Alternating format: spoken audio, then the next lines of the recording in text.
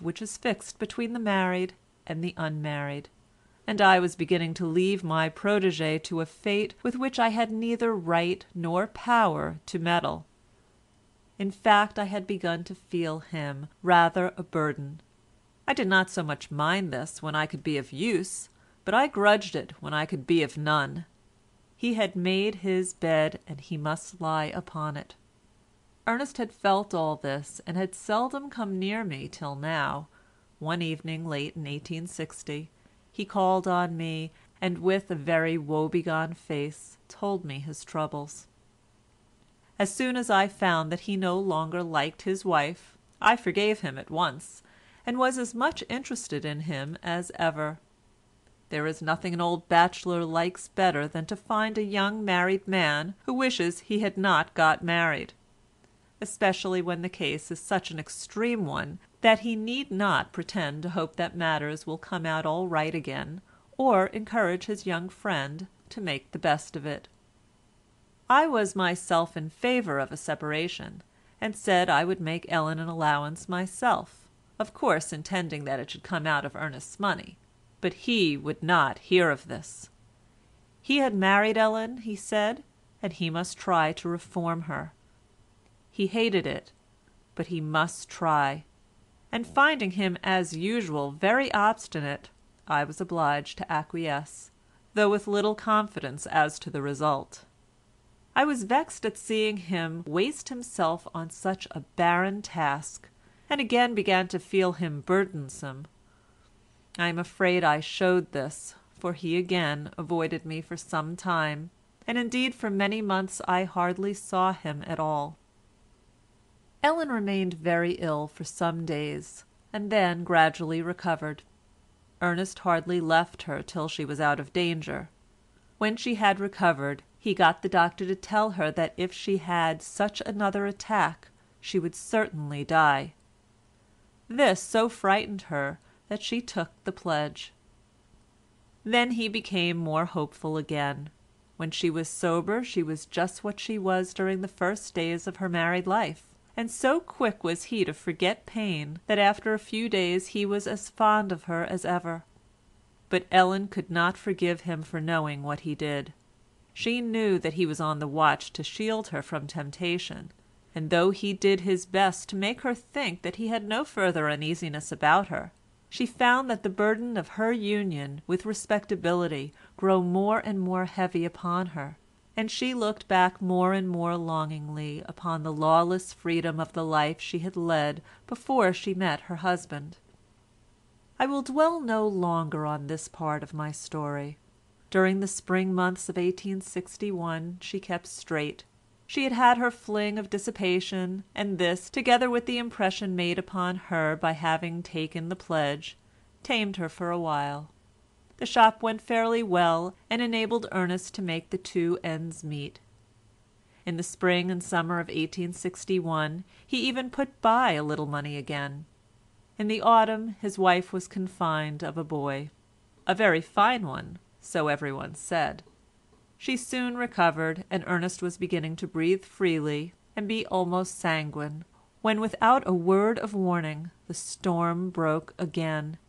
He returned one afternoon about 2 years after his marriage, and found his wife lying upon the floor insensible. From this time he became hopeless, and began to go visibly downhill. He had been knocked about too much, and the luck had gone too long against him.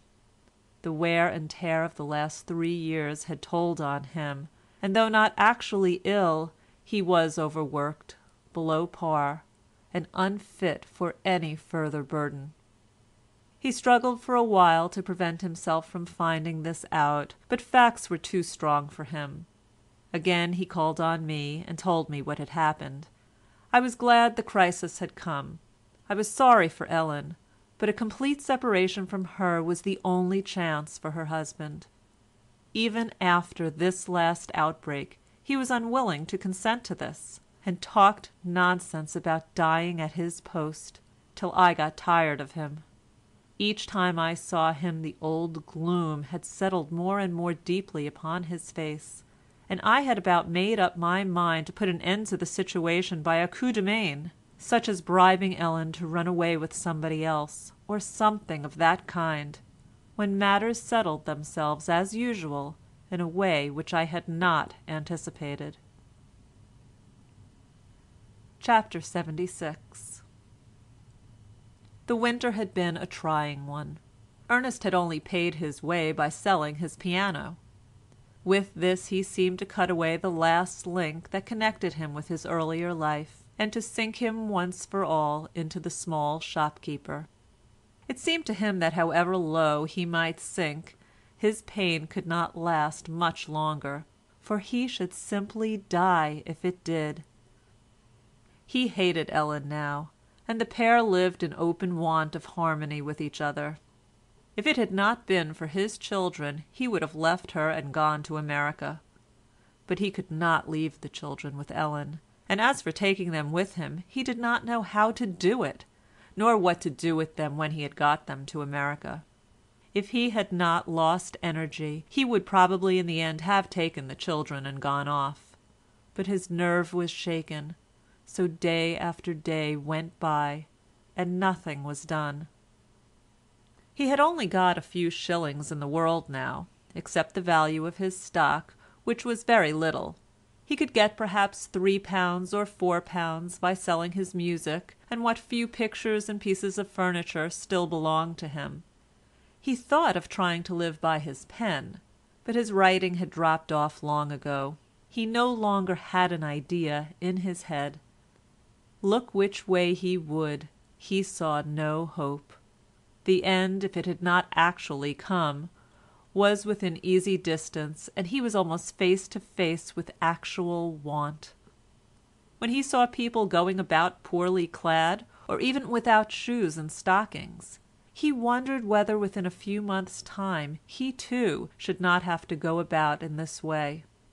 The remorseless, resistless hand of fate had caught him in its grip and was dragging him down, down, down. Still he staggered on, going his daily rounds, buying second-hand clothes, and spending his evenings in cleaning and mending them. One morning, as he was returning from a house at the West End where he had bought some clothes from one of the servants, he was struck by a small crowd which had gathered round a space that had been railed off on the grass near one of the paths in the Green Park.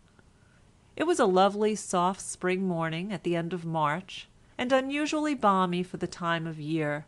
Even Ernest's melancholy was relieved for a while by the look of spring that pervaded earth and sky.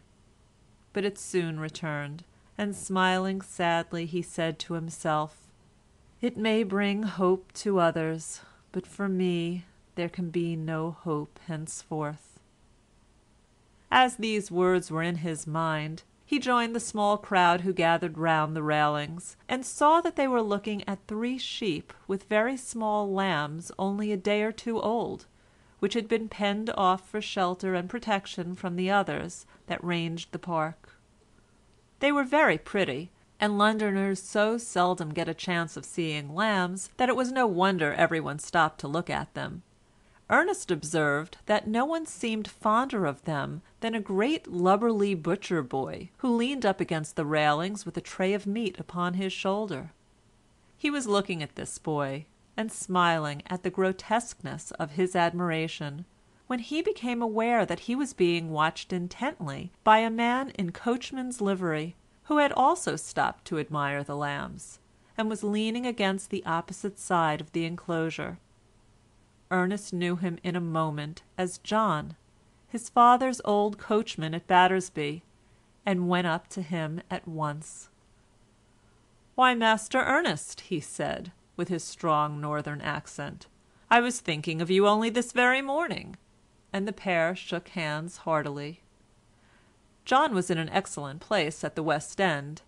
He had done very well, he said, ever since he had left Battersby, except for the first year or 2, and that, he said, with a screw of the face, had well nigh broke him.